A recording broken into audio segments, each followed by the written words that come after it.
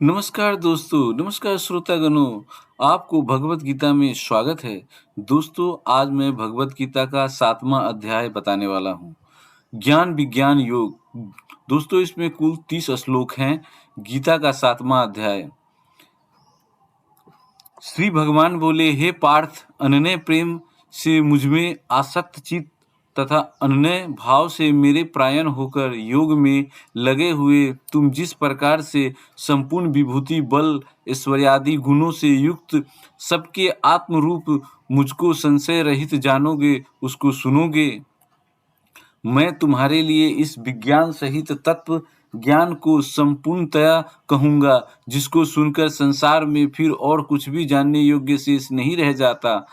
हजारों मनुष्य में कोई एक मेरी प्राप्ति के लिए यत्न करता है, और उन यत्न करने वाले योगियों में भी कोई एक मेरे परायण होकर मुझको तत्व से अर्थात यथार्थ रूप से जानता है। पृथ्वी, जल, अग्नि, वायु, आकाश, मन, बुद्धि, अहंकार भी इस प्रकार ये 8 प्रकार से विभाजित मेरी प्रकृति है।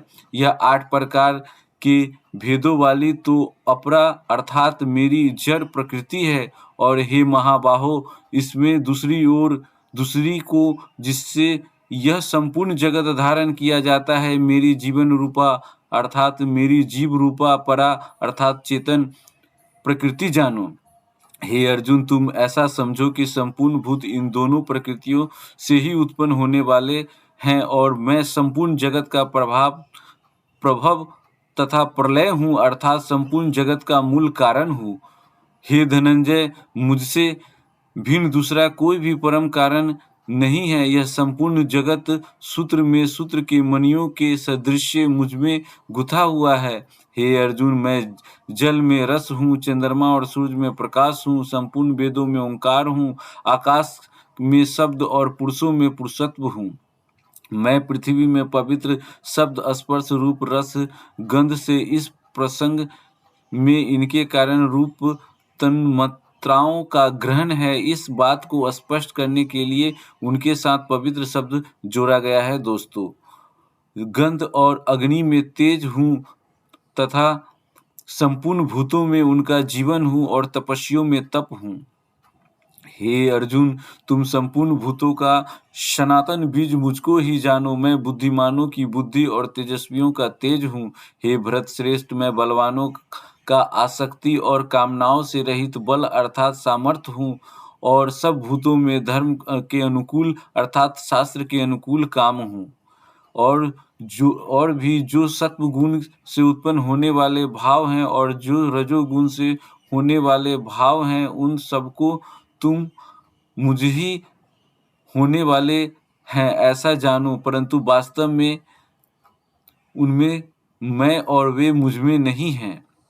गुणों के कार्य रूप सात्विक, राजस और तामस, इन तीनों के प्रभावों से यह सारा संसार प्राणी समुदाय मोहित हो रहा है। इसलिए इन तीनों गुणों से परे मुझ अविनाशी को नहीं जानता, क्योंकि यह अलौकिक अर्थात अति अद्भुत त्रिगुणमयी मेरी माया बड़ी दुरस्त है। परंतु जो पुरुष केवल मुझको ही निरंतर भजते हैं, वे इस माया को उल्लंघन कर जाते हैं अर्थात संसार से तर जाते हैं। माया द्वारा जिनका ज्ञान हारा जा चुका है, ऐसे असुर स्वभाव को धारण किए हुए मनुष्य में नीच दूषित कर्म करने वाले मूढ़ लोग मुझको नहीं भजते। हे भरतवंशियों में श्रेष्ठ अर्जुन, उत्तम कर्म करने वाले अर्थार्थी अर्थात सांसारिक पदार्थों के लिए भजने वाला, आर्त संकट निवारण के लिए भजने वाला, जिज्ञासु मेरे को यथार्थ रूप से जानने की इच्छा से भजने वाला, और ज्ञानी, ऐसे 4 प्रकार के भक्तजन मुझको भजते हैं। उनमें नित्य मुझ में एक ही भाव से स्थित अनन्य प्रेम भक्ति वाला ज्ञानी भक्त अति उत्तम है, क्योंकि मुझको तत्व से जानने वाला ज्ञानी को मैं अत्यंत प्रिय हूँ और वह ज्ञानी मुझे अत्यंत प्रिय है।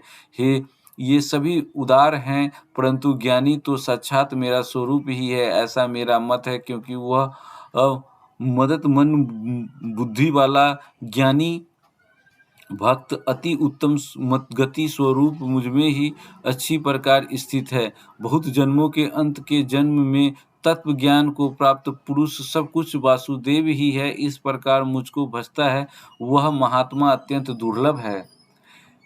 उन भोगों की कामना द्वारा जिनका ज्ञान हरा जा चुका है, वे लोग अपने स्वभाव से प्रेरित होकर उस नियम को धारण करके अन्य देवताओं को भजते हैं अर्थात पूजते हैं। जो सकाम भक्त जिस देवता के स्वरूप को श्रद्धा से पूजता रहता चाहता है, उस भक्त की श्रद्धा को मैं उसी देवता के प्रति स्थिर करता हूँ। वह पुरुष उस श्रद्धा से युक्त होकर उस देवता का पूजन करता है और उस देवता से मेरे द्वारा ही विधान किए हुए उन इच्छित भोगों की निस्संदेह प्राप्त करता है।